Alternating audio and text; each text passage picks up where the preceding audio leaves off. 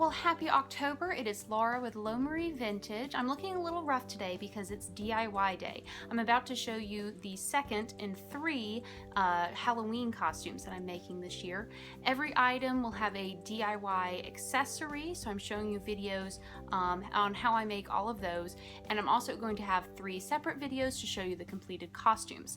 Now, each of the costumes will have a vintage element. If you don't know, Lo Marie Vintage is an online shop. You can check out the link in the description below to view the items in the collection and maybe find something that you can use this Halloween. So my first costume was my witch costume, which I've been a witch pretty much the last 4 years. My second costume is going to be a devil woman, devil in disguise. So for this devil costume, what I'm gonna do is wear a lot of red, but I'm also gonna make these super cute little red horns to wear on, in my hair, just to give me that extra devilish look. For this DIY, you just need a hot glue gun, a pair of scissors, some red paint, and some heavyweight poster board. You're going to need a hairband to match your hair color.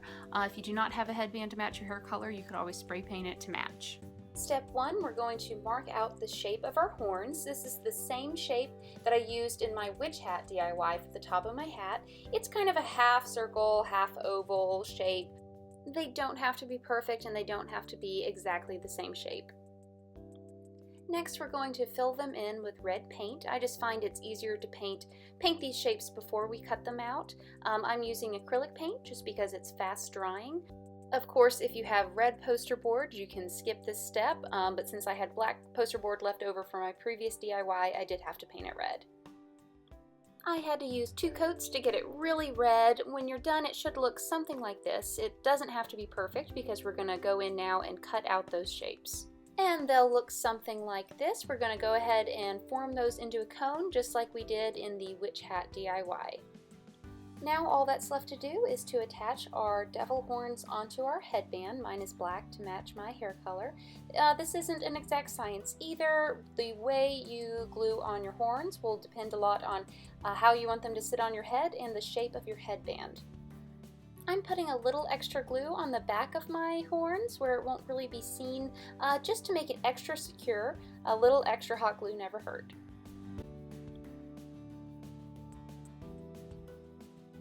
So those are my completed little devil horns on the headband. I can't wait to put it together with the rest of my outfit. If you would like to see that complete costume, be sure to subscribe. Also follow me on social media. I'll be posting some pictures and you can see the completed look. I had 2 other costumes this year. I'll have links to the DIYs I did for those as well as the costumes themselves in the description.